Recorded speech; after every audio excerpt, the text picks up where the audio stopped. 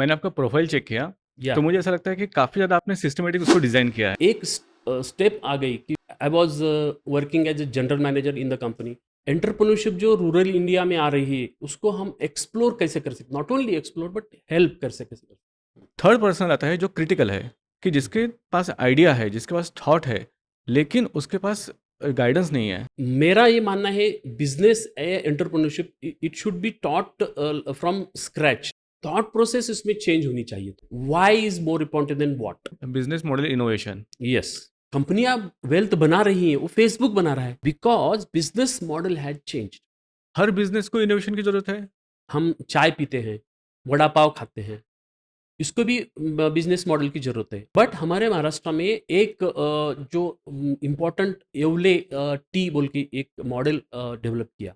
So he has developed a business model of franchisee. Stability का मतलब कम से कम 4-5 साल बिजनेस जब तक न जाए तब तक डाइवर्सिफिकेशन कोई भी आप नहीं करना चाहिए। अगर हम विलेज की भी बात करें तो हर विलेज में नेटवर्क है, वहाँ का जो यूथ है उसको बिजनेस के बारे में पता है। बट आई मीन टू से जो वैल्यूएबल कंटेंट होता है अपना, जैसे अपने चैनल पे है, वैसे वैल्यूएबल कंटेंट जो बिजनेस का है and that can be like used for their own self education. Self help group Yes. जो जनरली लेडीज चलाते हैं। Yes yes. तो इसमें बिजनेस मॉडल इम्प्लीमेंट होता है।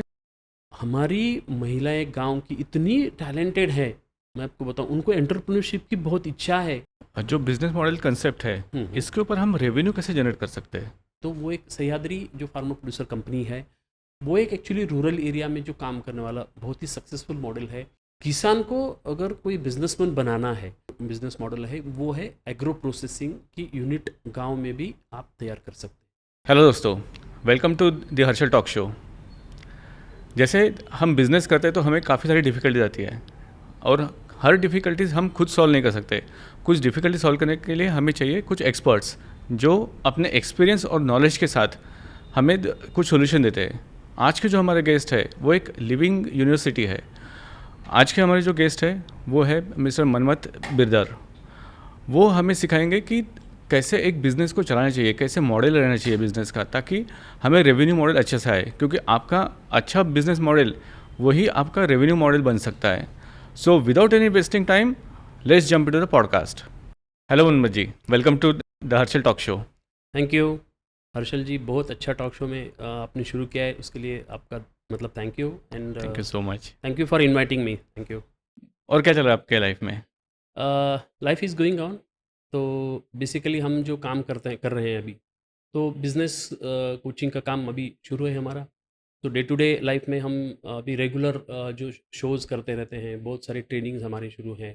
तो that is going very regularly. Okay.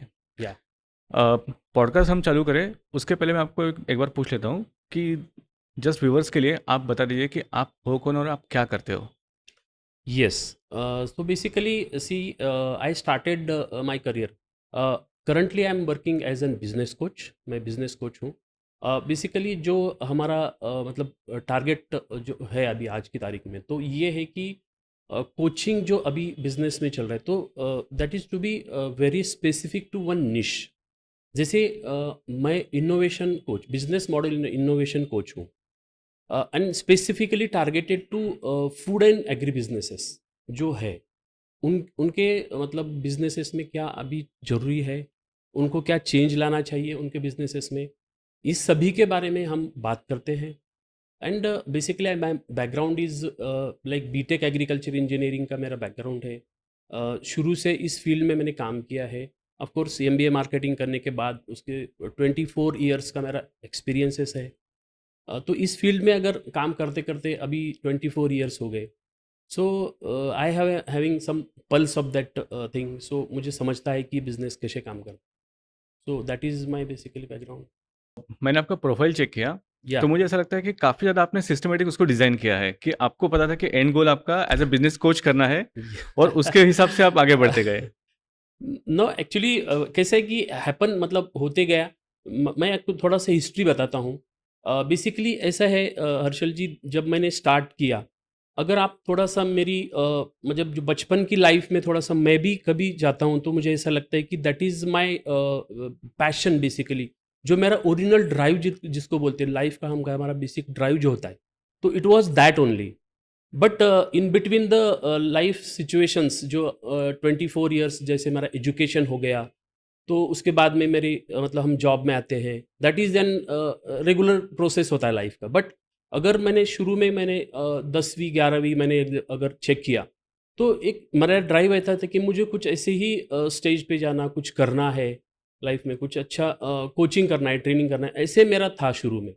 क्योंकि मैं जब बीटेक में था, मैं एग्रीकल्चर इंजीनियरिंग कर रहा था, तो उस टाइम में हर एक मतलब जो प्रोग्राम कॉलेज में होता था, तो that time I was only leading that program, and सभी चीज़ें मैं करता था। उस टाइम पे मुझे लगता था कि नहीं, ऐसे ही कुछ मुझे करना है।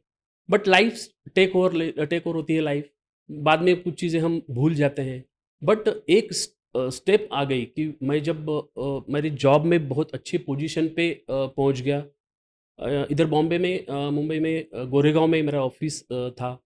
आई was working as a general manager in the company. So उस टाइम में मुझे लगा कि नाउ मतलब अभी इतने अच्छे पोजीशन पे पहुंचने के बाद मुझे ऐसा लगा कि जो हमारी पोजीशन है, जो नॉलेज है, 24 साल का एक्सपीरियंसेस है, उसको शेयर करना चाहिए। And I studied startup culture, and now India is now growing economy. उसके बारे में अगर सोचा तो फूड एंड एग्री बिजनेस में स्पेशली इतना सारा स्कोप है।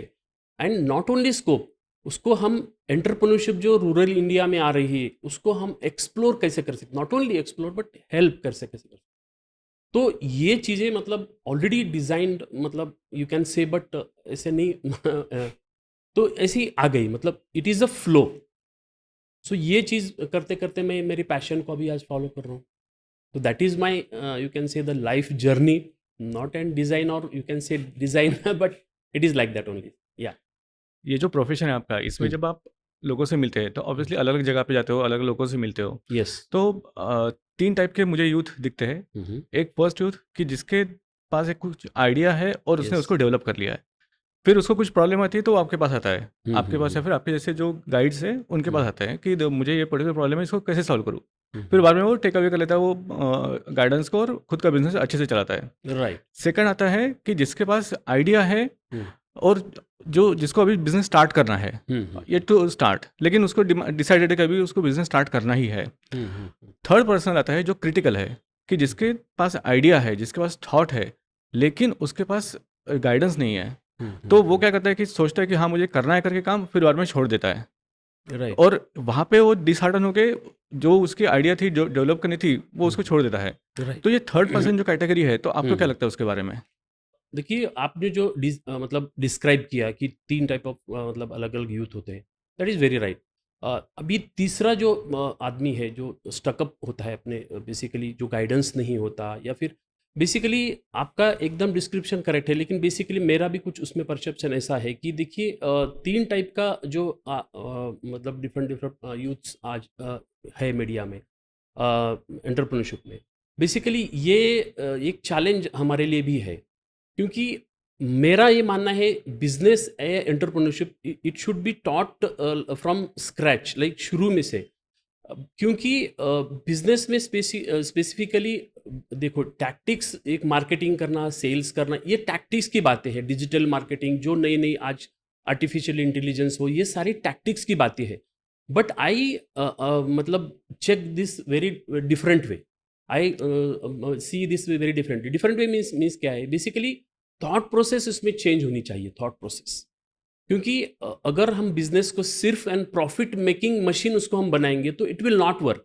It will work for some days, for some point of like period, but it will not again scale, and if scaled also it will not sustain. देखिए, मैंने बहुत सारी training last 1.5 में years में की है। बट होता क्या है, मैंने चेक किया है, उसमें सिर्फ टैक्टिक्स सिखाए जाते हैं। मतलब कैसे उसको ग्रो करना है, मार्केटिंग कैसे, that is okay, that is also necessary. I don't say that is not necessary. But basically जो थॉट प्रोसेस है वो बहुत नेसेसरी है। आपको कहाँ, आप क्या कर रहे हैं, किस लिए कर रहे हैं, why is more important than what, why you are doing what you are doing, and that process should be first understood by the business owner. जो आप यूथ की बात कर रहे हैं, मुझे करना है, लाइफ में करना है, ठीक है, बट मैं क्यों कर रहा हूं, मुझे जब मैं सुबह उठता हूँ तो मुझे लगता है क्या नहीं यार मैं मतलब खुशी से जाता हूँ क्या नहीं यार मुझे करना ही है, आज नहीं तो सारा प्रॉब्लम हो जाएगा, मुझे पैसे नहीं मिलेंगे इसलिए मैं कर रहा हूँ। तो that I think base is important, that foundation is important. अभी देखो फॉर एग्ज़ाम्पल आपका पैशन है यूट्यूब का एक टॉक शो चलाना। आपको जब आते हैं तो अच्छा लगता है नहीं यार आज एक नया मैं शूट करने जा रहा हूँ। सो that is my passion actually. Correct. करीबन 5-6 साल से हमने देखा हुआ है कि हुँ, हुँ। जियोपॉलिटिक्स काफ़ी यस। ज़्यादा अनस्टेबल है। हुँ। अभी जैसे हम बात करें कि रशिया यूक्रेन का वॉर चालू है, यस, फिर बाद में इसराइल गाज़ा, इसराइल हिजबुल्लाह इनका वॉर चालू है। यस, बीच में और किसी कंट्री का वॉर चालू हो गया था। तो ये यस। सब चीज़ें जब हो रही है, हुँ, तो हुँ। जियोपॉलिटिक्स बिज़नेस को कितना इफ़ेक्ट करता है? ऑफ कोर्स करता है क्योंकि देखिए मैं आपको बताता हूँ। जब ये वॉर रशिया एंड यूक्रेन का वॉर हुआ था, अभी भी शुरू है एंड दूसरी जो आप वॉर या फिर जियो पॉलिटिकल सिचुएशन की बात करें इसका इफेक्ट ऑफ कोर्स होता है। इवन आप बांग्लादेश की जो बात कर रहे थे हम, इवन बीच में श्रीलंका का इश्यू हो गया था। तो जब ये इश्यू होते हैं तो उसका बहुत बड़ा इम्पैक्ट हमारे यहाँ होता है। जैसे एग्जाम्पल के तौर पर ऑनियन अपना हमारे बेसिकली महाराष्ट्र में नासिक में ऑनियन का प्रोडक्शन बहुत अच्छा बहुत ज़्यादा होता है। आई मीन तो उसका ये हो गया कि जब यूक्रेन और रशिया का वॉर हो गया तो बीच में से जो हमारी जो एक्सपोर्ट्स था जहाज हमारे जाते थे वो पूरा जो शॉर्टकट वे था उनका उन्होंने वहाँ बैन कर दिया। सो आवर मतलब जो ship has to take the long route. अपना शिप लॉन्ग रूट से जाता था और उसकी वजह से 2 चीज़ें होती थी, उसके एक तो कॉस्ट बढ़ता था, फ्यूल एफिशिएंसी उसमें नहीं आती थी और दूसरा उसमें था बहुत ज़्यादा उसमें डिले होता था। तो डिले की वजह से क्या होता फिर again then cost is increasing. तो उसमें ये इम्पैक्ट कोर्स होता है। बांग्लादेश में कि उसकी एग्ज़ाम्पल की बात बताता हूँ आपको, क्योंकि वहाँ जो चैलेंजेस हो गए, वो अनस्टेबिलिटी हो गई। तो अनस्टेबिलिटी वजह से हो गया कि उसका डिमांड हमारे यहाँ से बहुत ज़्यादा ऑनियन बांग्लादेश जाता है। बांग्लादेश एक बहुत बड़ा इम्पोर्टर भी है हमारे लिए। उसके बाद में बहुत सारी हमारी वो तो जाता है रोड से जाता है, क्योंकि वेस्ट बंगाल से जाके वहाँ एक्सपोर्ट होता है। करेक्ट। तो उस टाइम में बहुत सारी हमारी लास्ट मतलब एक 8 दिन की पहले की बात है, वहाँ से बहुत सारे हमारे ट्रक्स थे, वहाँ बॉर्डर पे उन्होंने बैन कर दिया, क्योंकि वहाँ अनस्टेबिलिटी थी। उसकी वजह से मतलब इतना लॉस हो गया एंटरप्रेन्योर्स का कि क्योंकि वो पूरा टन्स एंड टन्स जो कितने तो टन्स वहाँ ब्लॉक हो गया। तो that is the impact of political मतलब टर्बुलेंस इन वर्ल्ड। वो एक्सपोर्ट पे बहुत ज़्यादा। बिज़नेस के साथ में और एक वर्ड आता है, वो है बिज़नेस मॉडल इनोवेशन। यस। तो ये क्या रहता है? देखिए बिजनेस मॉडल इनोवेशन ये एक बहुत ही मतलब इम्पोर्टेंट टर्म आज के ज़माने में है। मतलब क्या है, देखिए मैं आपको थोड़ा-सा पीछे ले लिए जाता हूँ क्योंकि ये अगर आपने 2000 2000 या फिर उससे भी 1991 से भी अगर एक ये ले लिया ग्राफ़िक्स या फिर आप उसको बोलो कि भई जो स्टैटिस्टिक्स बोलते हैं कि कंपनियों की स्टैटिस्टिक्स है। आप गूगल पे जाके भी सर्च करेंगे कि भाई 1991 से लेके आज 2024 तक क्या स्टैटिस्टिक्स है। मतलब 2 चीज़ों में, एक स्टैटिस्टिक ऐसा है कि जो एस्टेब्लिश्ड कंपनियाँ हैं, तो टूथ उसका वैल्यूएशन 1991 में क्या था? First 10 companies, top 10 companies of highest valuation ऐसा अगर सर्च करेंगे तो 1991 में क्या था? 2001 में क्या था? 2011 में क्या था? 21 में क्या? मतलब लास्ट 30 इयर्स का आप सोचो, 40 तो छोड़ो 30 इयर्स का भी आप सोचेंगे, आप उसका ग्राफ निकालेंगे और मतलब देखेंगे, तो ये शिफ्ट हो रहा है। कैसे? अगर 2001 में एक company highest valuation company US में थी, of course this applicable to India also, Bharat की भी मैं बात करूंगा, बट अगर एज अ होल हम वर्ल्ड की बात करेंगे तो वो चेंज हो गया। जैसे कंस्ट्रक्शन की कोई बिल्डिंग कंस्ट्रक्शन की कंपनी है, कोई ऑयल एंड गैस की कंपनी है, या फिर कोई और चीज़ की जैसे टेक्सटाइल्स हो, या फिर इस ये चीज़ों की जो कंपनी है, तो उस टाइम में वो ज़्यादा वैल्यूएशन था उस टाइम। बट अगर 2021 की बात करें, 2015-16 की बात करें, तो टॉप 10 कंपनीज़ में कौन सी कंपनी आती है? जैसे कि माइक्रोसॉफ्ट है, फेसबुक है, या फिर जो इलॉन मस्क की कंपनी है उसका नाम है। तो ये शिफ्ट क्यों हो रहा है? दिस इज़ बिकॉज़ अगेन क्योंकि देखिए वेल्थ क्रिएशन, जो बिजनेस का हम मेन मोटो समझते हैं वेल्थ क्रिएशन होना, वो वेल्थ क्रिएशन ही चेंज हो रहा है। जो कंपनियां वेल्थ बना रही हैं वो फेसबुक बना रहा है। मतलब ये सारी कंपनियां, माइक्रोसॉफ्ट बना रही है, एनवीडिया बना रही है, जो ये कंपनीज बना रही है, सॉफ्टवेयर कंपनीज बना रही है। तो why it is so? Because business model had changed. Business innovation, जो जो देखिए 20 साल पहले की बात आज अप्लाई नहीं कर सकते बिजनेस में। दैट मे बी बिजनेस और small business, that is again applicable to MSMEs also, that is again model. So this is nothing but जो अपना टेक्नोलॉजी चेंज होता है, जैसे अभी डिजिटाइजेशन हो गया, आज की तारीख में आर्टिफिशियल इंटेलिजेंस हो गया, रोबोटिक्स आ गया, ये सारी जो टेक्नोलॉजीज आ रही, ब्लॉकचेन आ गया, तो ये सारी टेक्नोलॉजीज हमारे बिजनेस पे इम्पैक्ट करती है and that we need to understand. And इसका एप्लीकेशन करके जो बिजनेस का मॉडल बनाया जाता है, again that model needs to be focusing on the final consumer. जो कंज्यूमर है अपना, क्योंकि consumer is the final thing which we are doing the hmm. Business, any one. तो it may be a product और it may be service, but that we are doing for that customer. और उसके हिसाब से जो innovate करते हैं हम मॉडल बिजनेस का, तो उसको हम बिजनेस मॉडल इनोवेशन। बिजनेस में इनोवेशन की ज़रूरत इतनी क्यों है? या फिर मैं और इसको थोड़ा सा रीट्यून करूँगा कि हर बिजनेस को इनोवेशन की ज़रूरत है? यस, क्योंकि मैं आपको एक एग्जांपल बताता हूँ। एक आप हम देखो, regular this is not something, मतलब आईटी वगैरह की बात नहीं है ये, तो दिस इज वेरी, अब हम चाय पीते हैं, वड़ा पाव खाते हैं, इसको भी बिजनेस मॉडल की ज़रूरत है। आप वो बोलेंगे यार उसमें क्या इनोवेशन है। मैं आपको महाराष्ट्र की बात बताता हूँ। अभी चाय तो हर टपरी हमारे यहाँ होती है, छोटी छोटी चाय की दुकान होती है, उसको उसको तो बिजनेस मॉडल की कोई ज़रूरत नहीं है ऐसे तो। बट हमारे महाराष्ट्र में एक जो इम्पोर्टेंट येवले टी बोल के एक मॉडल डेवलप किया, येवले जो पूना में था।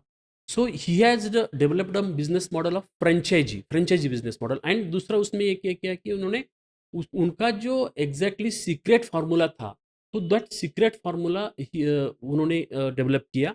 एंड दूसरा, अभी तो आज की तारीख में अगर एवले टी का अगर हमको फ्रेंचाइजी भी चाहिए, तो एक फ्रेंचाइजी को 25 लाख वो चार्ज करते हैं। और उनका जो सीक्रेट है, जो टी बनाते हैं, वो मिक्सचर जो टी हम चाय में डालते हैं, तो उसका वो बोलते हैं कि वो सीक्रेट है हमारे पास। सो वो भी एक एग्जांपल है कि चाय जैसे बिजनेस को भी आज 25 लाख एक ऐसे तो बोलते हैं यार क्या करते हो तुम, चाय का बिजनेस करते हो। आप अभी भी आपने बहुत सारे सोचा होगी कि एमबीए चाय वाला, ये चाय वाला, वो चाय, वो क्या है? वो ब्रांडिंग है। Again he want to sell their chai, not only 10 rupees, but he will sell to celebrities like Microsoft का बिल गेट्स आए थे इंडिया में, तो इंडिया वो एमबीए चाय वाले ने उनको बेचा उन्होंने। सो दिस इज लाइक, हर एक चीज़ की ब्रांडिंग हो सकती है, हर एक चीज़ अलग तरीके से देखी जा सकती है। वड़ा पाव भी आप अगर हमने देखा तो अभी ऐसी कुछ कंपनियां हैं जैसे जंबो किंग वड़ा पाव। अभी क्यों ब्रांडिंग की उसकी जरूरत है यार? वो तो वड़ा पाव है, हमारे तो स्टेशन पे भी मिलता है ना, वो तो that is correct. Nothing to do with that. But one company like Jumbo King is doing 100 crores of business. Why? And they are branding it like that, like anything. So again what I feel कि branding इसलिए मतलब ज़रूरी है क्योंकि customer को वो चाहिए। Customer बोलता है कि यार देखो, जंबो किंग में जाएँगा तो अच्छा तेल से तला हुआ मुझे मिलेगा, हाइजीनिक मिलेगा, उसमें कुछ बाबा ये नहीं है। तो वो कस्टमर आज को चाहिए ना उसको, उसको भी कस्टमर मिल रहा है ना। वो बोलता है यार ये कस्टमर उसको तेल यूज़ करेगा ना, वो कल वाला तेल तेल यूज़ करेगा। तो that is the thing why consumer is changing, why mindset of consumer is changing, and because of that only innovation is needed. उसके लिए इनोवेशन की ज़रूरत है। हमको क्या नीड है मार्केट में? अगर उसको हम नहीं समझे तो we will be out of business. जैसे हम कोई एक बिज़नेस चलाते हैं, हम्म। जैसे एग्जांपल मैंने बिज़नेस चालू किया है होटल इंडस्ट्री का। राइट। कल जाके मुझे लगता है कि नहीं, मुझे और एक बिज़नेस चालू करना है हम्म। That is completely different from the hotel industry और सर्विस इंडस्ट्री। मैं चालू कर देता हूँ कोई मैन्युफैक्चरिंग का इंडस्ट्री चालू करता हूँ, राइट। ऑब्वियसली वो मेरे नाम का या फिर मेरे जो ब्रांड है उसके अंडर ही वो आएगा। अच्छा। वो हो जाता है बिजनेस डाइवर्सिफिकेशन। राइट। तो इसको एक थोड़ा सा डीपली एक्सप्लेन कीजिए कि बिजनेस डाइवर्सिफिकेशन क्यों चाहिए और ये बिजनेस डाइवर्सिफिकेशन क्या रहता है?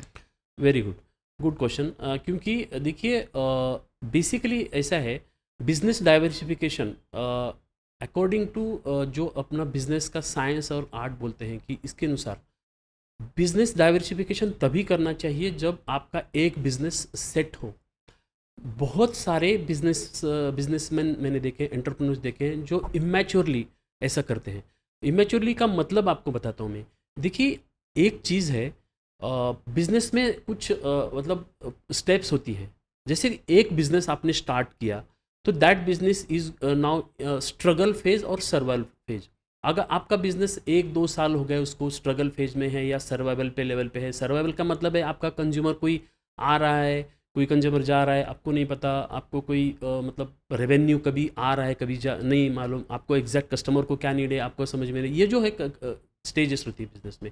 अप्रॉक्सीमेट जैसे हम रेगुलर बात करते हैं 1000 डेज की, कि भाई 1000 दिन कम से कम कुछ भी बिजनेस को चाहिए सर्वाइवल स्टेबिलिटी तक आने तक मतलब कम से कम उसमें 3 साल आपको लगने वाले हैं। So that phase should be considered as an very first step. मतलब 3 साल का। तो ये हो गया मतलब कोई भी डाइवर्सिफिकेशन तब तक नहीं करना चाहिए, क्योंकि जब तक आपका बिजनेस स्टेबल नहीं हो, स्टेबल के बाद उसको बिजनेस में मतलब बहुत सारे ये भी होते हैं, वे आउट्स होते हैं। एक अपने बिजनेस अभी स्टार्टअप बहुत सारे शुरू होते हैं।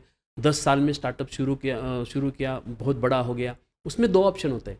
एक तो एग्जिट करते हैं कुछ लोग, एग्जिट करते हैं मतलब उसको बेचते हैं। दूसरा आईपीओ पे जाते हैं, आईपीओ करके मार्केट में जाते हैं, ओपन पूरा पब्लिक के लिए कर देते हैं, या फिर कोई कंटिन्यू भी करते हैं उसमें।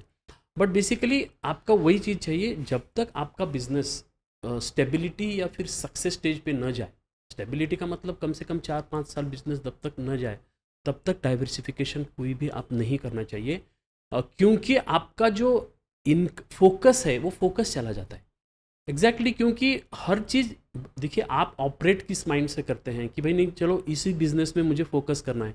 आपका फोकस थोड़ा भी डाइवर्ट हो गया तो व्हाट विल हैपन, आपका पूरा माइंड उसी डायरेक्शन में जाएगा and you cannot focus whatever we are doing. तो मेरा ये मानना है डाइवर्सिफिकेशन करना अच्छी बात है, but you have to take some period, मतलब कम से कम 3-4 साल उसके एक ही बिजनेस के मतलब काम करके उसको स्टेबल उसको इनकम होने तक you should not diversify. And diversification के लिए तो बहुत सारी ऑप्शन अपने यहाँ मतलब हम कर सकते हैं।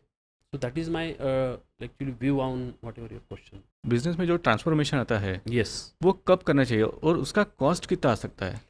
Right, very right question. Business में ट्रांसफॉर्मेशन देखिए आ सकता है, क्योंकि आना मतलब ज़रूरी भी है, हमको करना भी चाहिए बिजनेस ट्रांसफॉर्मेशन।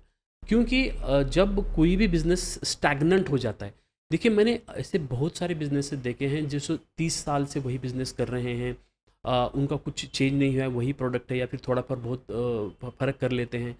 बट बहुत सारा उनका बिजनेस क्या होता है फिर स्टैगनेंट होता है। किस लिए स्टैगनेंट होता है? जैसे मैं आपको एक बात कर रहा था कि भाई एक शोरूम है कपड़े का, उनका क्या हो गया है कि उनको टी शर्ट बेचते हैं, बट उनको लगता है कि यार नए कुछ लोग नहीं आते, क्योंकि आज की जनरेशन क्या है, आज की जनरेशन चेंज हो गई है।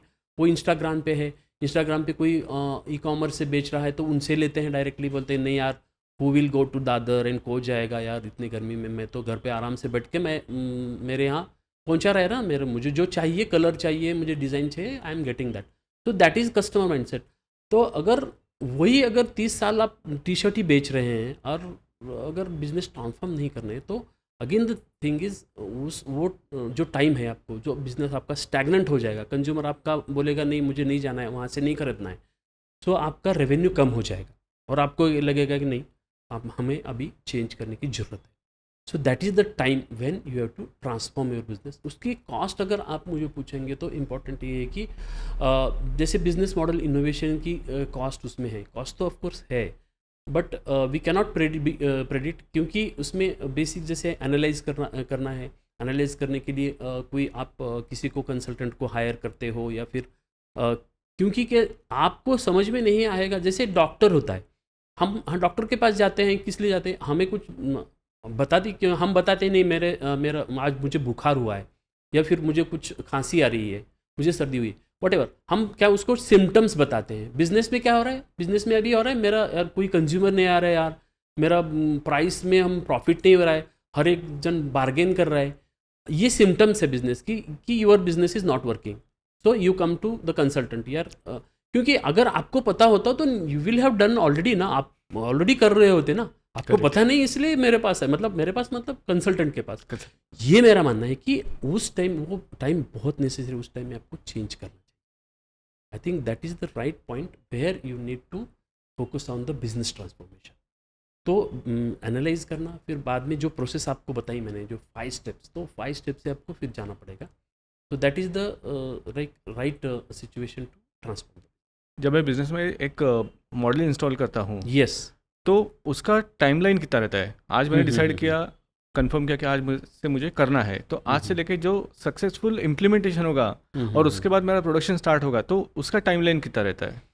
यस। अभी देखो बिजनेस मॉडल ये सिर्फ प्रोडक्शन के लिए भी नहीं है, it can work for any shop also. एक शॉप के लिए भी चल सकता है। So that can be a time period में भी 6 मंथ्स टू 1 ईयर ऑल्सो भी हो सकता है। उसमें इसलिए मैं एक आपको एग्जांपल, उसको एक रियल लाइफ एग्जांपल उसको आप बताता हूँ।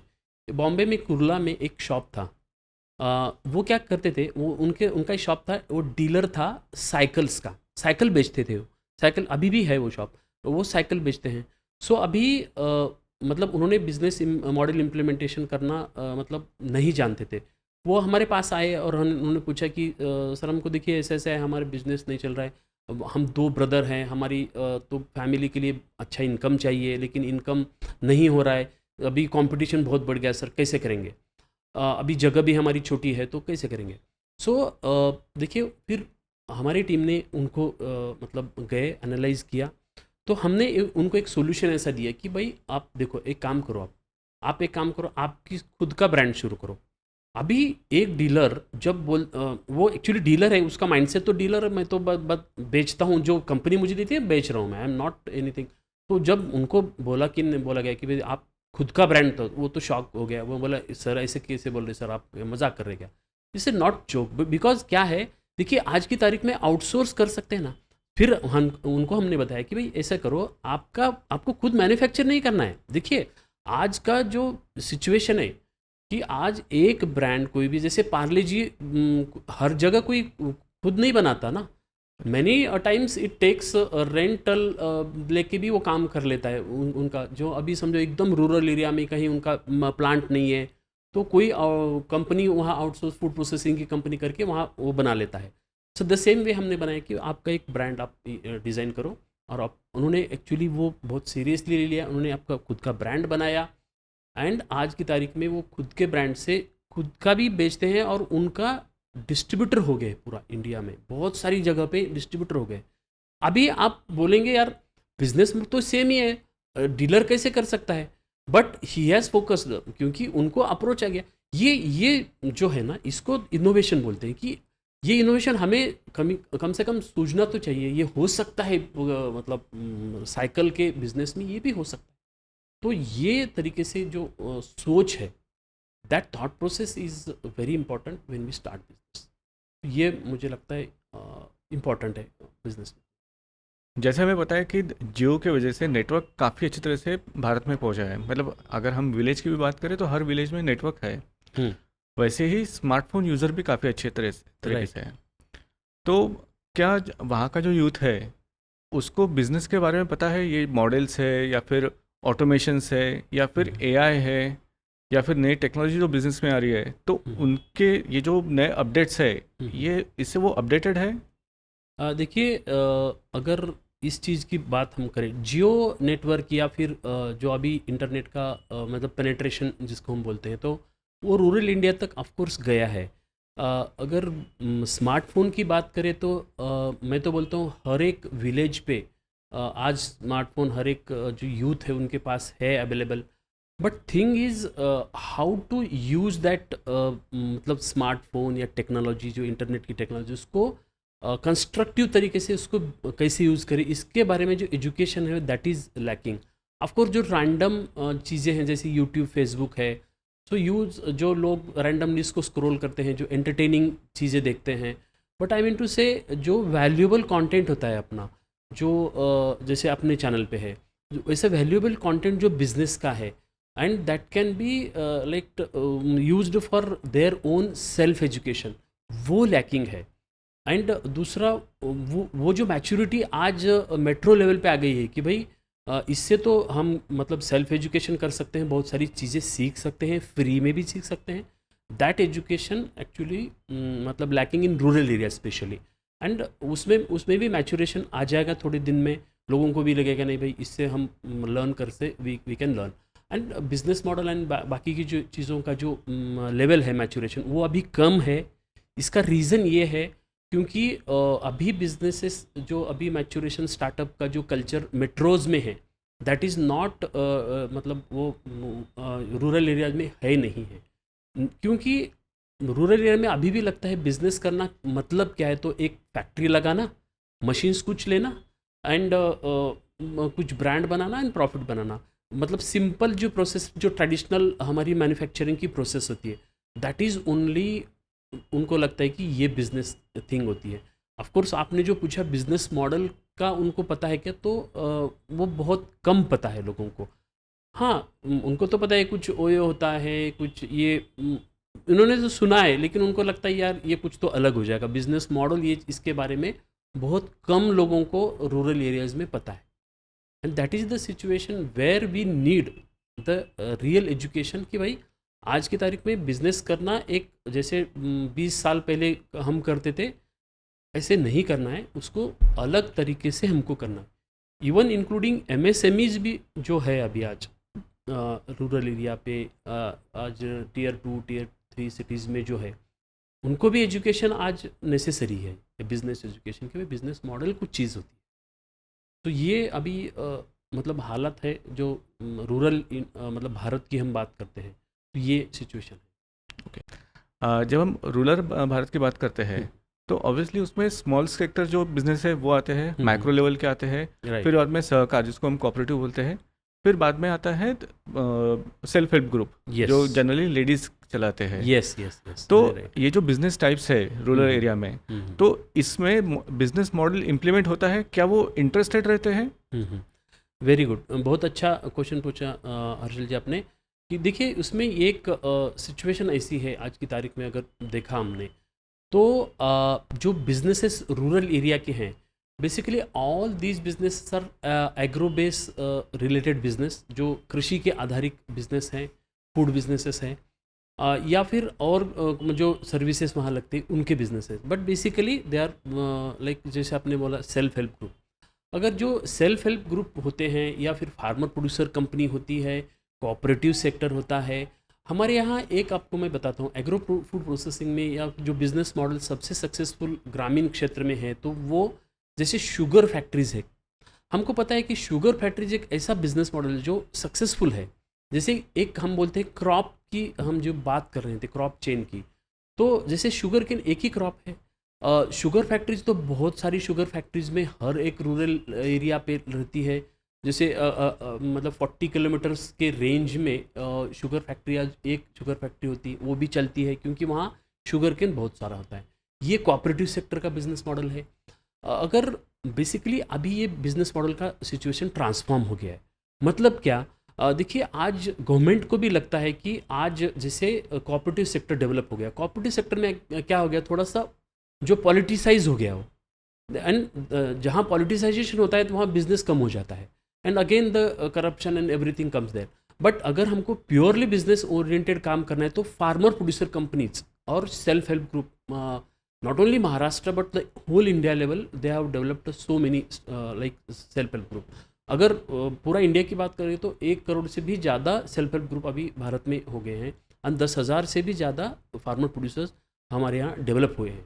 बट उनका अगर बिजनेस, उनका चैलेंज अभी आप जैसे आपने जैसे पूछा कि उनका चैलेंज ये है कि बिजनेस मॉडल उनको क्या करना है, बिजनेस के ही बारे में पता नहीं। बिजनेस मॉडल तो नेक्स्ट लेवल की है, मुझे बिजनेस क्या करना है, क्योंकि उनको लगता है कि मैंने सिर्फ शुगर फैक्ट्री तो बनाई, दूसरे ने बनाई, बट मैं क्या करूं। सेल्फ हेल्प का भी वही सिचुएशन है, उनको मार्केटिंग कैसी करना सेल्फ हेल्प ग्रुप को नहीं सिखाया गया है। हमारी महिलाएं गांव की इतनी टैलेंटेड है, मैं आपको बताऊं, उनको एंटरप्रेन्योरशिप की बहुत इच्छा है। उनको लगता है कि हमारे भी यहाँ 4 पैसे आने चाहिए। वो तो महिलाएं गरीब है, बट उनको भी लगता है यार हमारे यहाँ भी कुछ एंटरप्रेन्योरशिप करके मेरे पास टैलेंट है, क्योंकि वो गांव में बैठी है। तो उनको लगता है कि नहीं, मेरे यहाँ भी कुछ पैसे आने चाहिए थी, ये दुनिया बदले, स्टार्टअप हज़ारों करोड़ बनाए, लेकिन मैंने तो कुछ लाख भी बनाए तो मेरे लिए बहुत अच्छा है। But thing is they don't know how to, उनको बनाना तो आता है लेकिन मतलब कैसे सेल करना नहीं आता। सो दैट इज़ वेयर जो बिजनेस मॉडल नहीं काम कर रहा। मेरा मानना ये है कि अभी उनका नाम भी चेंज करना चाहिए, सेल्फ हेल्प ग्रुप नहीं, अभी तो उनका बिजनेस मॉडल या फिर बिजनेस ग्रुप्स होना चाहिए। महिला बचत गट, महिला उद्योग ग्रुप, ऐसा कुछ नाम होना चाहिए, क्योंकि उनकी मानसिकता भी उद्योग करने की है और उनको साथ आके करना चाहिए। जैसे कोऑपरेटिव सेक्टर है, देखिए कोई भी, जैसे अमूल की हम बात करते हैं, अमूल एक कोऑपरेटिव सेक्टर का मॉडल है, रूरल एरिया से आता है, रूरल इंडिया में उन्होंने बहुत सारा अच्छा काम किया। अभी उसकी वजह से बहुत सारे लोगों को पैसा भी मिलता है, गांव-गांव में जो दूध की डेयरीज है, उनको बहुत अच्छा इनकम चालू है, गांव में भी पैसे मिलते हैं उनको।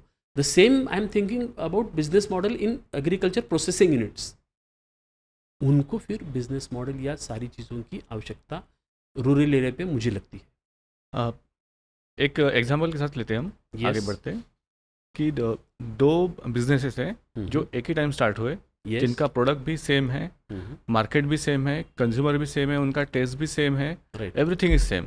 But, एक पर्टिकुलर टाइम के बाद में, लेट्स से कि 3 साल बाद में, right. उसमें से एक बिजनेस पर्सन सोचता है कि उसको आगे बढ़ना है और इसको इनोवेट करना है, बिजनेस को नया मॉडल इसमें इम्प्लीमेंट करना है। Right. सेकंड बिजनेस जो है वो सोचता है कि नहीं, मुझे जैसा है ट्रेडिशनली, जैसा कन्वेंशनल वे चल रहा है वैसे ही मुझे चलाना है। Right. तो वो मॉडल इम्प्लीमेंट होने के बाद में हम्म। 10 साल के बाद दोनों बिजनेस के कंडीशन क्या रहेंगे, उनके स्टेजेस क्या रहेंगे, कौन ज़्यादा सक्सेसफुल होगा, कौन थोड़ा कम सक्सेसफुल होगा, आपको क्या लगता है? यस, देखिए सिचुएशन ये है कि दो बिजनेसेस आज मैंने शुरू किया, कौन से भी, या फिर दो बिजनेसेस शुरू है, एक ट्रेडिशनल पे लेवल पे है एंड एक दूसरा बिजनेस मॉडल इनोवेशन पे काम करता है। जैसे हम सोचते हैं कि वाई नॉट, आपका मतलब ये है कि why not traditional business and why business model innovation. Because देखिए, क्यों आप बिजनेस शुरू किया आपने, थिंग इज़ 10 साल में अगर आपने देखा तो इतनी सारी टेक्नोलॉजी भी बदलती है। आप ही सोचिए 2014 में या फिर 2010 में जो टेक्नोलॉजीज़ थी, या फिर इंटरनेट का जो ज़माना था आ गया, 10 साल पहले का नहीं था, लेकिन आज 10-15 साल के बाद वो बहुत बदल गया। मैं एक यहाँ स्टैटिस्टिक्स आपको बताता हूँ। अभी की तारीख में अगर एक स्टैटिस्टिक ऐसा है, हर 10 साल के बाद बिज़नेस का सिचुएशन चेंज हो रहा है वर्ल्ड में। ये पहले कैसे था कि 30 साल लगते थे एक बिजनेस को चेंज होने के लिए, क्योंकि आज की तारीख में इंटरनेट का, तो इंटरनेट अभी ये ऑप्शनल नहीं है, it is a compulsory thing. You cannot survive without internet यार, टुडे यू कैनॉट सर्वाइव। ये सिचुएशन हो गया है, मतलब ये नेसेसिटी हो गई है। कहने का मतलब है ये टेक्नोलॉजी चेंज होती रहती है। अगर उसका यूज़ करके आप नहीं, यूज़ न करके आप बिजनेस बढ़ाना चाहते हैं, तो आप ट्रेडिशनली बिजनेस चलाना चाहते हैं, तो you will be like outdated. आपको वो बिजनेस आउटडेटेड लगेगा। अगर वही बिजनेस आप मतलब जो टेक्नोलॉजी यूज़ करके आप कर रहे हैं, तो उसका एक अच्छा इम्पैक्ट अच्छा रहेगा, उसका प्रॉफिट मार्जिन रहेगा। और 10 साल के बाद वो जो बिज़नेस आपने मतलब पूछा कि भाई जो बिज़नेस टेक्नोलॉजी या बिज़नेस मॉडल इनोवेशन करके जा रहा है, वो बिज़नेस ऑफ कोर्स बहुत ही अच्छा ग्रो होगा, क्योंकि उनके पास रिसोर्सेस अलग अलग हैं, उन्होंने बनाए हैं। और ट्रेडिशनल जो बिज़नेस रहेगा उसके पास रिसोर्सेज ज़्यादा नहीं है, ट्रेडिशनली वो वही कोई सेटअप लेके बैठा है। ऑफ कोर्स उसमें बहुत सारा इन्वेस्टमेंट भी लगेगा, बहुत अच्छा आपने फर्नीचर लगाया है, बहुत अच्छा उसको डेकोरेट किया है, सभी चीज़ें आपने किया है, but you have not accept the technology. अगर वो नहीं करता तो 10 साल में तो बहुत फ़र्क पड़ जाएगा। तो जैसे मैं बात कर रहा था कि भी जो बिज़नेस का सिचुएशन हर 10 साल से बदल रहा है, तो उसका भी पेस कुछ सालों में बदलने वाला है, इवन आफ्टर 5 इयर्स, क्योंकि अभी आर्टिफिशियल इंटेलिजेंस आ गया है। लोगों को knowledge not a problem, knowledge तो प्रॉब्लम नहीं है आज की तारीख में। आर्टिफिशियल इंटेलिजेंस का आपको कुछ भी पूछेंगे तो वो बता देगा, झट बोल के आपके सामने 100 चीज़ें बता देगा, but implementation is a problem. तो इसके लिए हर 10 साल में, 5 साल में चेंज हो रहा है। तो इसलिए आपको अगर 10 साल की बात करेंगे, तो जो ट्रेडिशनली बिजनेस है वो ऑफ कोर्स ज़्यादा ग्रो नहीं कर पाएगा, और ऑफ कोर्स सस्टेन तो हो जाएगा समझो, बट ग्रो नहीं हो पाएगा। जो बिजनेस मॉडल कंसेप्ट है, इसके ऊपर हम रेवेन्यू कैसे जनरेट कर सकते हैं?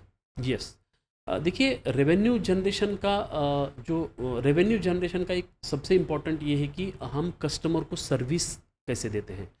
क्योंकि रेवेन्यू जनरेट कहाँ से होता है? रेवेन्यू जनरेट तो होता है कस्टमर से, कंज्यूमर जो पैसे देता है उससे जनरेट होता है रेवेन्यू। तो उसका जरिया कैसे है मैं आपको बताता हूँ। सिंपल लेवल पे हम बात करेंगे कि मैंने एक बिज़नेस शुरू किया, ट्रेडिशनल बिज़नेस है, मेरा एक शोरूम भी है, बहुत अच्छा मतलब मेन हाईवे पे है या फिर मेन एरिया में है, बहुत अच्छा मैंने डिज़ाइन किया है, इन्वेस्टमेंट किया है, सब मैंने मतलब किया, मैंने अच्छे एरिया में भी मैंने ला लिया। बट उसमें समझो आपको इन्वेस्टमेंट उसमें 10 लाख लगेगी या 15 लाख लगेगी, नो प्रॉब्लम। और दूसरा एक बिज़नेस है, मैंने भी वहाँ शुरू किया, लेकिन उसमें मैंने टेक्नोलॉजी का एडॉप्शन किया। ऑफ कोर्स मैंने भी ऑफिस खरीद लिया उससे या फिर शोरूम बना लिया, मैंने शुरू किया। बट उसके साथ साथ मैंने ट्रेडिशनल तो हूँ, मैं ट्रेडिशनल के साथ मैंने क्या किया, उसमें जैसे मैं फिजिकल प्लस मैंने डिजिटल, जैसे हम फिजिटल बोलते हैं, तो उसका एडॉप्शन किया आपने। तो जैसे मैंने अगर एक आपको एग्जांपल के तौर पर एक बेकरी की शॉप मैंने शुरू की है, बेकरी लगाई, बेकरी में बहुत सारे मेरे प्रोडक्ट है, ट्रेडिशनल मैंने बेकरी डिज़ाइन किया है। बट उसके साथ में मैंने एक ऑनलाइन भी स्टोर शुरू किया, जिससे मैंने एक इंस्टाग्राम का पेज भी बनाया, फेसबुक पेज बनाया, मैंने ऑनलाइन एक मतलब जो शोरूम भी उसमें डिज़ाइन किया, उसमें वेबसाइट मैंने डेवलप किया। और मैं फिज़िकली भी बेच रहा हूँ बॉम्बे में, जो कुछ मेरा बॉम्बे में शोरूम है। उसके साथ साथ मैं अगर दिल्ली का कोई कस्टमर मुझे लगता है कि मेरी टेस्ट बहुत अच्छी लगती है, वो ऑनलाइन मुझे ये कर लेगा, ऑर्डर कर लेगा।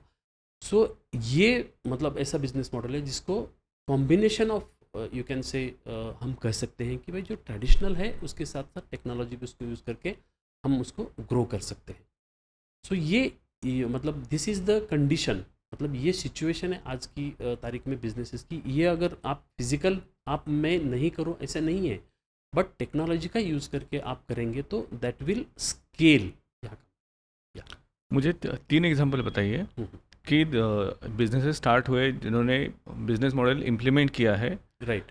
फर्स्ट है मुंबई या फिर दिल्ली जैसी मेट्रो सिटी। यस। सेकंड है टू टीयर या फिर 3 टीयर जो सिटीज़ है वो, और थर्ड है रूरल। राइट। रूरल भारत में जो बिजनेस है। तो ऐसे 3 इसके एग्जांपल बताइए कि जहाँ पे जिन्होंने बिजनेस मॉडल को इम्प्लीमेंट किया और वो सक्सेसफुल भी है। Very right. जैसे बिजनेस मॉडल की हम बात कर रहे हैं, सो इम्पॉर्टेंट ये है कि जो मेट्रोज़ है, मेट्रोज़ में तो जैसे एक एग्जांपल हमको पता है, जैसे ज़ोमैटो है। ज़ोमैटो एक बिज़नेस मॉडल है, वो हम मेट्रोज़ में ले सकते हैं, क्योंकि ये मॉडल ऑफ कोर्स लेवल 2 की जो सिटीज़ होती हैं या डिस्ट्रिक्ट लेवल पे अभी कुछ लेवल पे चालू है, लेकिन कुछ लेवल पे चालू नहीं है। बट मेट्रोज़ में ज़ोमैटो का मॉडल सक्सेसफुल हो गया है। अभी ये तो जस्ट ऐप है, एक ऐप है, वो तो खुद कुछ नहीं बनाता। आपको भी मालूम है कि ज़ोमैटो कोई भी चीज़ उसकी किचन भी नहीं है तो वो खुद नहीं बनाते।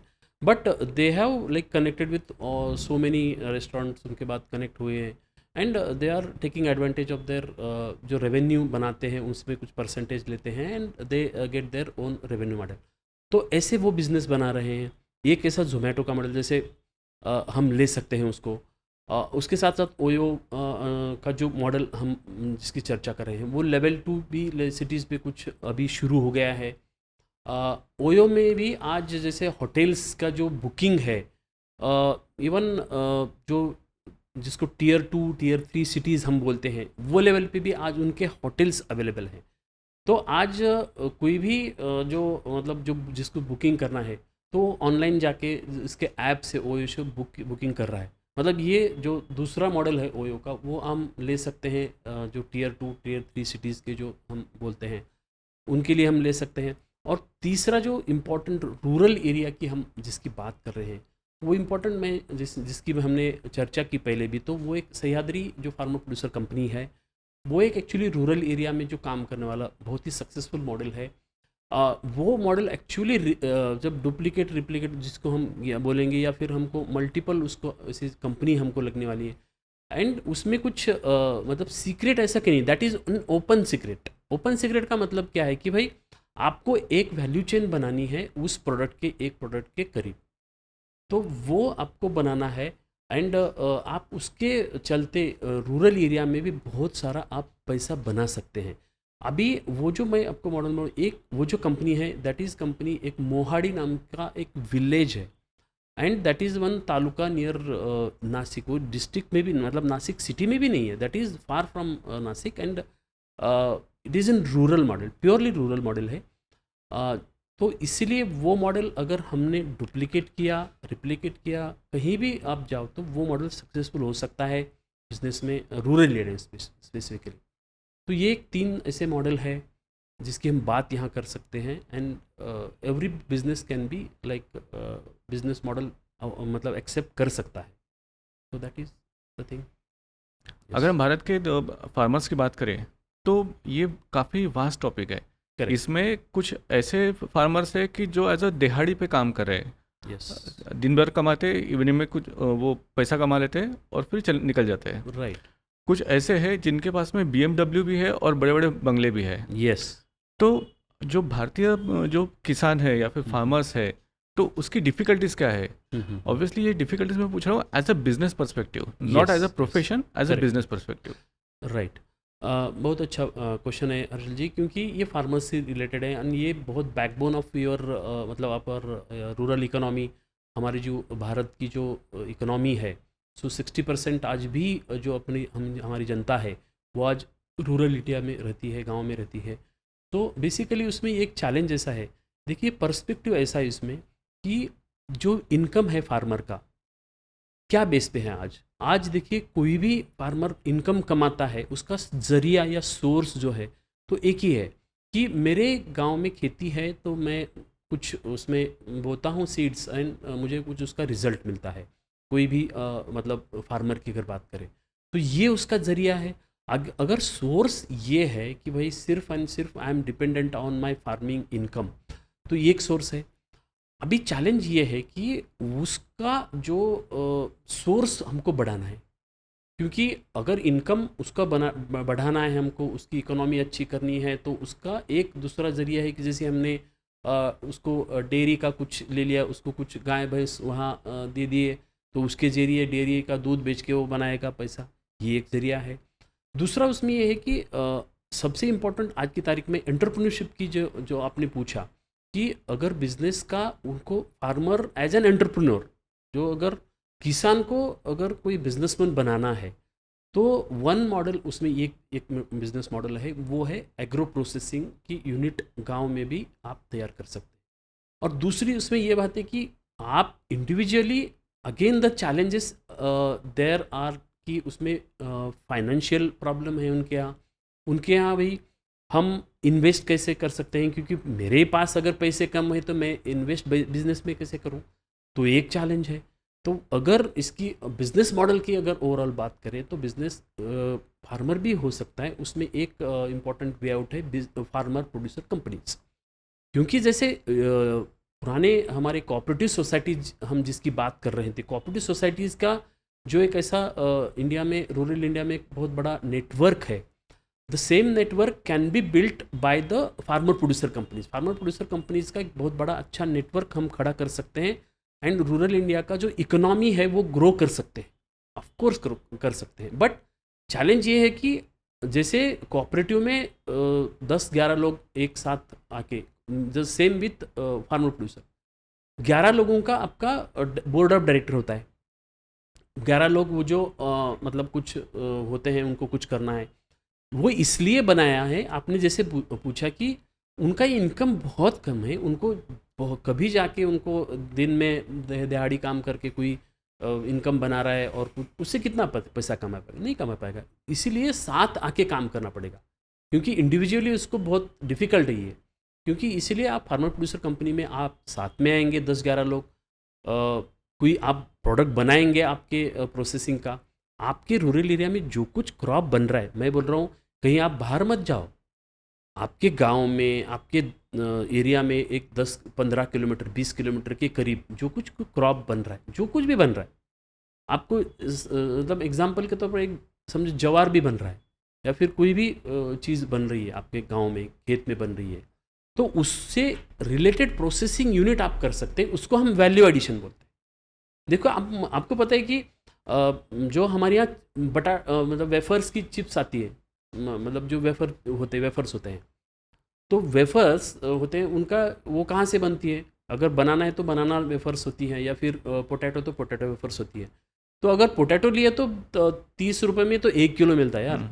और 10 ग्राम अगर हम परचेस करते हैं वेफर्स, तो साला 10 रुपये का 10 ग्राम आता है, बराबर ना? Correct. So that is called value addition. मतलब ये बोल रहा हूँ कि आप गांव लेवल पे भी ये कर सकते हैं। मैं आपको इसलिए बोल रहा हूँ कि जैसे मैंने मिलेट्स की बात की, मिलेट्स ये बहुत ही न्यूट्रिशियस फूड है।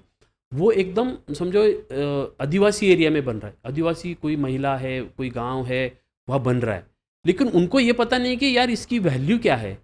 वो तो जाके कोई बिजनेसमैन अच्छा उससे प्रोक्योर करेगा, उसका स्टैंप लगाएगा, और वो उसका 10 गुना प्राइस लेगा, वो प्रॉफिट बनाएगा। नॉट कि जो फार्मर है, जो उसको बना रहा है बेसिकली, वो नहीं बना रहा है प्रॉफिट। तो ये सिचुएशन है। मेरा मानना है कि वो जो फार्मर प्रोड्यूसर कंपनी का जो कंसेप्ट है, वहाँ अगर हमने इम्प्लीमेंट किया तो of course farmer will become an entrepreneur. तो ये कंसेप्ट, और यही हमारी ज़रूरत है आज रूरल इंडिया की, यही ज़रूरत है।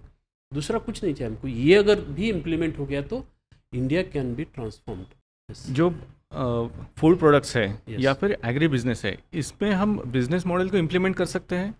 Yes yes, agri business and food processing, ये एक्चुअली दो सेक्टर ऐसे मतलब चाहे तो मतलब अलग है। कैसे कि agri business and food processing, agri business का मतलब ये है कि जैसे हमारे यहाँ बहुत से इनपुट्स लगते हैं।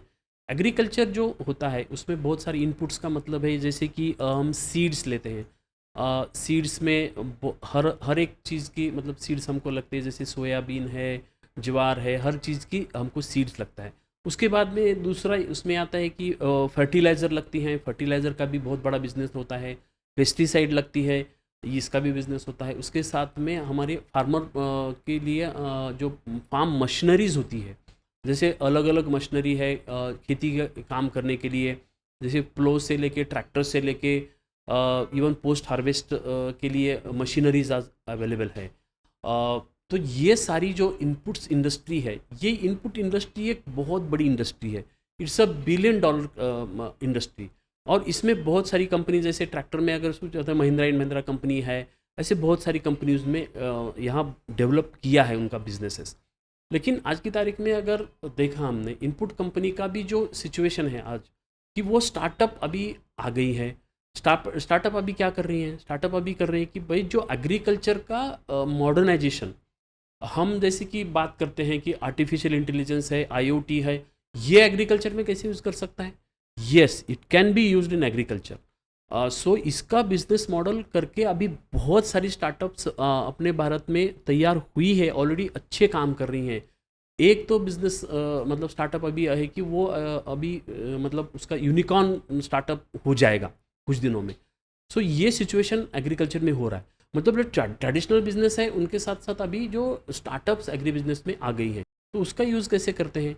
जैसे आपको एग्जाम्पल के तौर पर मैं बताता हूँ कि आपका एक क्रॉप है, शुगर केन है आपका क्रॉप। शुगर केन का आज एवरेज अगर देखा हमने पर एकड़, उसका जो प्रोडक्शन है एवरेज उसमें 35 या 40 टन मेट्रिक टन होता है। हमको वो 100 टन करना है, क्योंकि सॉइल है वही, लेकिन हमको प्रोडक्शन ज़्यादा चाहिए ना, क्योंकि हमारा डिमांड बढ़ते जा रहा है। तो अगर 100 टन करना है तो उसके लिए पूरा हमको जो टेक्नोलॉजी है उसका यूज़ करना है। तो वो कैसे करना है? उसमें हम जो सॉइल प्रिपरेशन से लेके कटिंग तक जो पूरा है उसमें यूज़ कर सकते हैं। जैसे उसमें आप सैटेलाइट इमेजरी यूज़ कर सकते हैं। सैटेलाइट इमेजरी कैसे यूज़ कर सकते हैं? क्योंकि आपका जो खेत है उसमें जो क्रॉप आ रहा है उसका फ़ोटो हम ले सकते हैं। फ़ोटो लेने के बाद हम उसको स्कैन करके उसमें आज की डेट में उस पर क्या सिचुएशन है क्रॉप का, कुछ न्यूट्रिएंट डेफिशिएंसी है, या फिर कोई पेस्टिसाइड अटैक है, या कोई क्या सिचुएशन है उसका क्या स्टेज है, उसको एनालाइज करते हैं। वो फ़ोटो लेके एनालाइज करके फिर उसका हम सॉल्यूशन निकालते हैं। जैसे उसको अगर न्यूट्रिएंट डेफिशिएंसी है, उसमें यूरिया कम है, तो उसमें हम स्प्रे करते हैं। तो ये टेक्नोलॉजी जो है, ये टेक्नोलॉजी पूरा अभी ऑनलाइन हो गई है। उसका पूरा डेटा आपके कंप्यूटर पे आएगा, लैपटॉप पे आएगा, और वो जो फार्म आपका रहेगा, अभी इसमें गूगल जैसी कंपनीज आ गई है। क्योंकि जैसे आपको मालूम है गूगल GPS पे काम करता है, तो गूगल के पास सारा डेटा है ईच एंड एवरी फार्म का डेटा है गूगल के पास। बट वो बोलता है कि परमिशन गवर्नमेंट नहीं देती अभी उनको, गूगल को भी नहीं, कि अभी गूगल सिर्फ आप जीपीएस के मतलब ये करो। तो ये डेटा अभी यूज़ कर रही है कंपनियाँ। कंपनियाँ बोलती कि ये आप जो अपने अपने पास डेटा है तो आप हमें दे दो। तो ये जो टेक्नोलॉजी है, ये टेक्नोलॉजी एग्री स्टार्टअप यूज़ कर रही है। इवन ड्रोन टेक्नोलॉजी, अभी ड्रोन तो सिर्फ हम फोटो का देखते हैं, फोटो या फिर वीडियोस लेते हैं इसके, लेकिन ड्रोन का यूज़ करके हम स्प्रे कर सकते हैं। स्प्रे पेस्टिसाइड तो है, उसके साथ साथ अभी न्यूट्रिएंट भी स्प्रे कर सकते हैं। ये अभी नई टेक्नोलॉजी है। जैसे ट्रैक्टर एक टेक्नोलॉजी थी कुछ ज़माने में, तो अभी ड्रोन ऐसी टेक्नोलॉजी है जो पूरा चेंज कर देगी।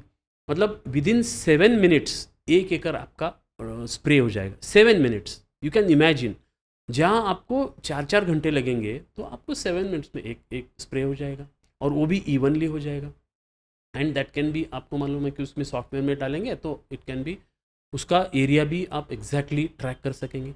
ये सारी टेक्नोलॉजी अभी स्टार्टअप यूज़ कर सकते हैं। तो ये भी चेंजेस, इनोवेशन जिसको हम बोलते हैं एग्रीकल्चर टेक्नोलॉजी में, ये इनोवेशन चेंजेस एग्रीकल्चर टेक्नोलॉजी में आ रही है। और दूसरा फूड प्रोसेसिंग में अगर बात की तो फूड प्रोसेसिंग में स्पेसिफिकली न्यूट्रिएंट बेस्ड जो स्टार्टअप्स है। देखिए आज हमारे भारत की जो चैलेंज है वो न्यूट्रिएंट बेस है। अभी तो फूड सफिशिएंट हम है, हमारे पास तो बहुत सारा खाना है, गेहूँ भी है, गेहूँ का बहुत सारा हमारे पास स्टॉक है। हमारी मतलब गवर्नमेंट केयर करती है। बट थिंग इज़ अभी हम जा रहे हैं मतलब फूड सफिशिएंसी से न्यूट्रिएंट सफिशिएंसी के। मुझे अगर प्रोटीन ज़्यादा लगता है मेरे बॉडी की, तो प्रोटीन मुझे चाहिए।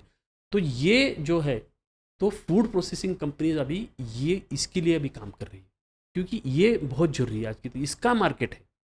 तो ये अगर आपने आपके बिजनेस मॉडल में इसको ये किया, तो आपको इसके अच्छा ग्रोथ मिल सकता है। जब हम बिज़नेस को देखते हैं, तो हर एक बिज़नेस पर्सन का एक ड्रीम रहता है कि उसके पास एक्सपोर्ट ऑर्डर आए, यस। और वो भी इंटरनेशनल, ताकि वो अपना नाम खुद का बना पाए, एक अपना नाम इंटरनेशनल लेवल पे लेके जाएँ। राइट।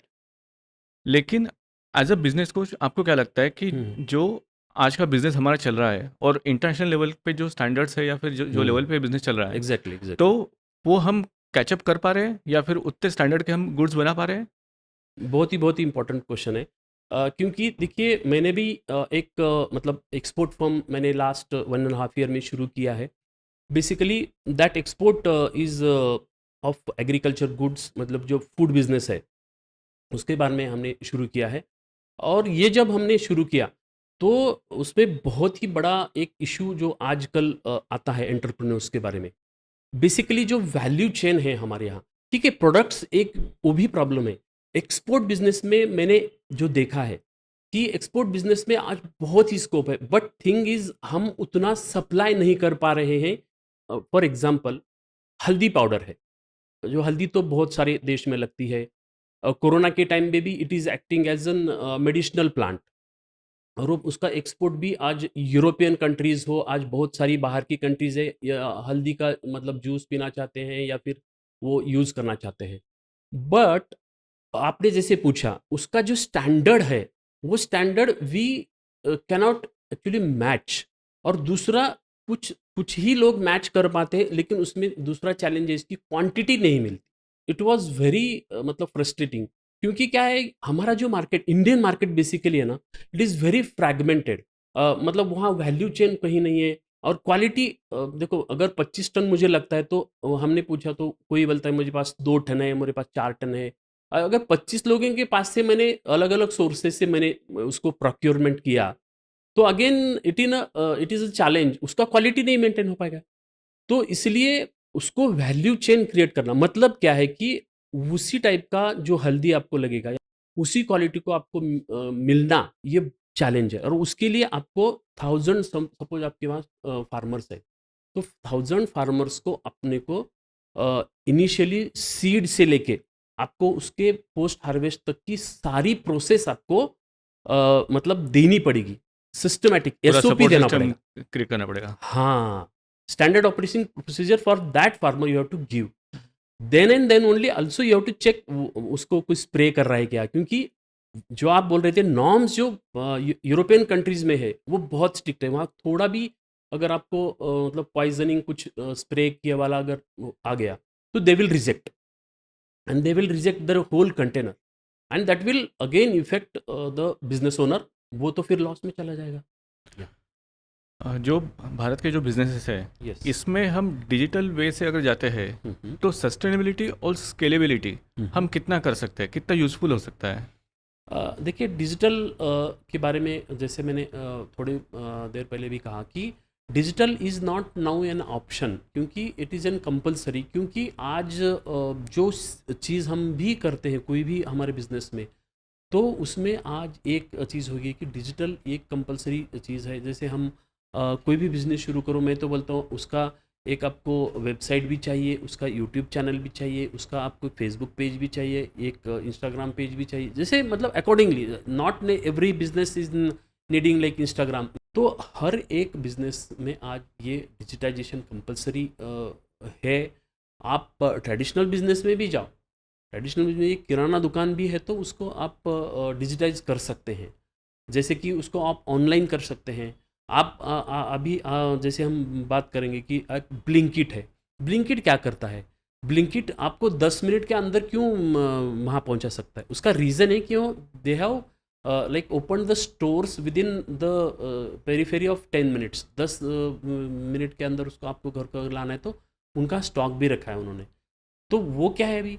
ऐसे तो किराना माल भी ऐसे ही है ना. That what is difference? But digitisation का यूज़ करके उन्होंने एक ऐप बनाया एंड फास्टेस्ट डिलीवरी करके उन्होंने वो बिजनेस मॉडल डेवलप किया. तो हर चीज़ में डिजिटाइजेशन हो सकती है एंड ऑटोमेशन भी हर चीज़ में ऐसे हो सकता है अगर चाहे तो. अभी हम पॉडकास्ट के एंड की तरफ जा रहे हैं. यस. तो एक क्वेश्चन है मेरे माइंड में कि जैसा ये कहा जा रहा है कि 2047 तक भारत एक डेवलप नेशन हो जाएगा. यस. एज ऑफ नाउ हमारा जो टाइटल है वो है डेवलपिंग नेशन. Correct. तो 2047 तक आप जो इंडियन बिजनेस है उसको आप कैसे देख रहे हो? और दूसरी चीज़, इसका कंट्रीब्यूशन कैसा रहेगा सोसाइटी की तरफ भी? Very good. तो देखिए 2047 ये जो रहेगा, हमारे 100 ईयर्स हो जाएंगे हमारे भारत की स्वतंत्रता के लिए. सो ये आई थिंक विजन जो है तो सही विजन है. क्योंकि देखिए आज अगर आपने देखा तो हर एक लेवल पे इनोवेशन की बात हो रही है. हर एक लेवल पे अपना डिजिटल मीडिया भी अच्छा काम कर रहा है. जो तुम्हारे आपके जैसे जो यूट्यूब चैनल है जो अच्छी वैल्यू एडिशन कंटेंट आपके जो रहेंगे, वैल्यू एडिशन कर रहे हैं. मतलब हमारा जो सोसाइटी है वो बेसिक बदल रहा है. और दूसरा मैंने क्या देखा है, देखिए इंडिया के पास ना, अपने भारत के पास अगर आप गांव में भी जाएंगे ना तो आपके टैलेंट की कमी नहीं है हमारे पास. मैं ट्रूली बताता हूँ. एंड हमारा जो इकोसिस्टम ही ऐसा है. क्योंकि मैं कल एक मतलब एंटरप्रेन्योरशिप बात कर रहा था. वो एक्चुअली एंटरप्रेन्योर पूना में है and he is having many countries में उनका स्टार्टअप बिजनेस है, 20 साल से चल रहा है. तो उन्होंने एक मुझे बात बताई. वो बोलते हैं कि हमारे स्टेशन पे मतलब हमारे यहाँ स्टेशन पे जो लड़का 10 साल 15 साल का होता है, बूट पॉलिश करते रहता है, उनको पता है कि स्ट्रगल क्या होता है लाइफ में और कैसे ग्रो करना है. तो ये स्ट्रगल बाहर की कंट्रीज़ में नहीं है. पोटेंशियल इसमें भारत में इसलिए कि टैलेंट है और इकोसिस्टम अभी हमारा जो है ना वो अभी मतलब अभी हम बोलते हैं जैसे छोटा बच्चा है, वो इंक्यूबेशन में है. लेकिन 2047 तक उसका बहुत बड़ा हो जाएगा. क्योंकि स्टार्टअप्स हो या फिर कौन सी भी सिचुएशन, इवन एमएसएमईज की बात करेंगे हम. एमएसएमईज भी आप सोच रहे हैं आज के, नहीं मुझे ना स्टार्टअप जैसे काम करना है यार, टेक्नोलॉजी करना है, मुझे भी ग्रो होना है, पर्सनली भी मुझे ग्रो होना है, फाइनेंशियली भी मुझे फ्रीडम होना है. ये चीज़ें आज बात कर रहे हैं लोग. धीरे धीरे इसका जो पेनेट्रेशन है सोसाइटी लेवल पे as a whole, it is going to happen. And the thing is Gen Z, जो जिसकी हम बात करते हैं नेक्स्ट जनरेशन, तो वो तो they are born and brought up with the technology. हम जैसे जो मिडिल एज के लोग हैं वो भी हम मतलब जिसकी बात कर रहे हैं, but they are born and brought up with that. So I think that is a very true vision and ये हो जाएगा. ऑफ कोर्स नंबर 1 हो जाएगा, दैट इज़ अप टू मतलब the situation. But thing is the vision may be true, because हमारे यहाँ से लोग जाके गूगल का CEO बनते हैं, माइक्रोसॉफ्ट का CEO बनते हैं US में जाके. वाई? बिकॉज यार लड़का तो वही था यार, IIT खड़गपुर में जाके वो वहाँ छोड़ के US में जाके वो बना. क्योंकि वहाँ की सिचुएशंस तो बहुत अच्छी हैं, फेवरेबल है. But we are born with some distractions हर लेवल. लेकिन उसका फ़ायदा ये हुआ है कि हम उसका उतना एंटरप्रेन्योरशिप डेवलप कर सकते हैं.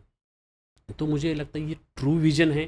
47 तक हम ऑफ कोर्स बहुत अच्छा मतलब इंडिया का फ्यूचर है, हर एक ने इसमें कंट्रीब्यूट करना चाहिए।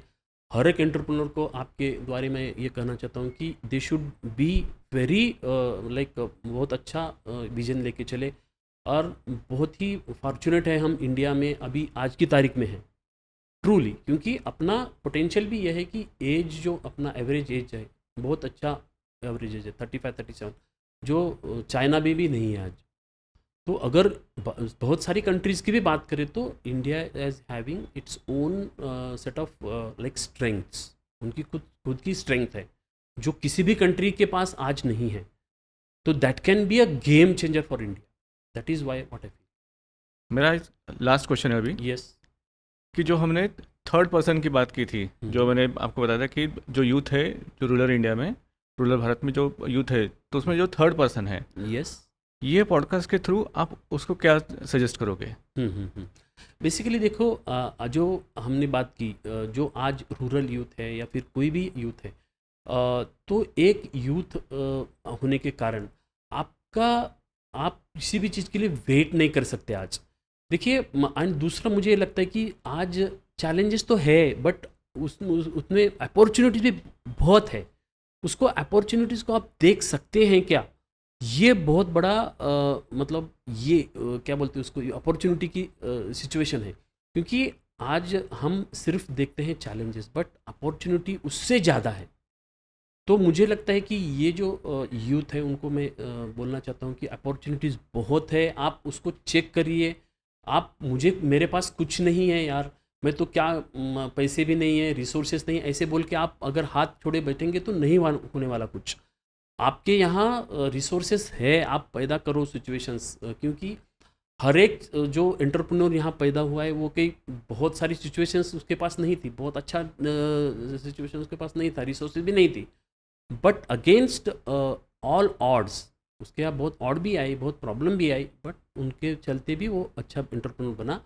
तो अपॉर्चुनिटीज़ बहुत है आज की तारीख, कौन से भी, इवन मैं तो बोलता हूँ रूरल एरिया तो ज़्यादा अपॉर्चुनिटीज़ है इवन, तो वो आपको दिखती हैं क्या?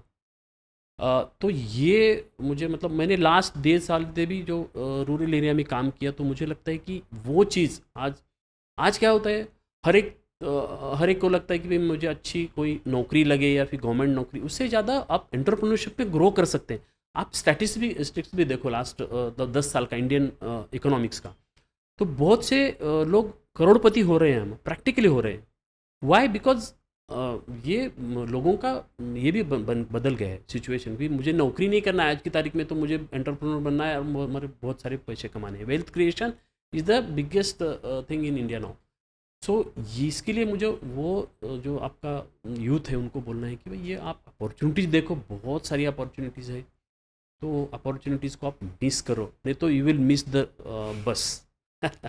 या तो हमारा आज का पॉडकास्ट यहाँ पे ख़त्म हो गया है। Thank you.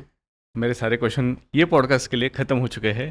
Thank you. मुझे आपके साथ नया और एक पॉडकास्ट करना है, मैं जिसमें डीप डाइव जाना चाहता हूँ बिजनेस केस में। Thank you. अभी मुझे सिर्फ एक चाहिए आपसे इन्फॉर्मेशन कि आपको ये पॉडकास्ट कैसे लगा? पॉडकास्ट बहुत ही अच्छा लगा। आपने जो क्वेश्चंस पूछे बहुत ही इम्पोर्टेंट एंड एक्चुअली रियल जो भारत की आप बात करते हैं, आप मेजरली आप फोकस करते हैं जो स्मॉल एंड मीडियम एंटरप्रेन्योर्स को बड़ा होना चाहिए, तो उसके मन के सवाल आपने पूछे। सो Thank you मन so की much. बात सो आपके यहाँ हर्षल की बात, तो thank you for inviting me on Harshal talk. Thank you Thanks. Sir, thank you so much. So दोस्तों, शायद तक कि आपको ये एपिसोड काफ़ी अच्छा पसंद आया होगा। इसमें हमने बिज़नेस मॉडल की बात की है, क्योंकि बिज़नेस मॉडल ही वो रहता है कि जो आपको एंड गोल तक लेके जाएगा। हाँ, आपको एक बिज़नेस मॉडल प्रॉपरली समझना पड़ेगा, सीखना पड़ेगा और उसके हिसाब से आपको काम करना पड़ेगा। ये जो पॉडकास्ट है ये काफ़ी लोगों के साथ शेयर कीजिए, आपके दोस्तों के साथ, फैमिली मेम्बर के साथ में, और स्पेसिफिकली बिजनेस पीपल के साथ में जो पहले से बिज़नेस कर रहे हैं या फिर जिनको बिज़नेस करने की इच्छा है। सो आई रिक्वेस्ट यू, ये पॉडकास्ट काफ़ी लोगों के साथ शेयर कीजिए और साथ ही साथ मेरे चैनल को भी शेयर कीजिए, लाइक कीजिए, शेयर कीजिए, सब्सक्राइब कीजिए। Thank you so much.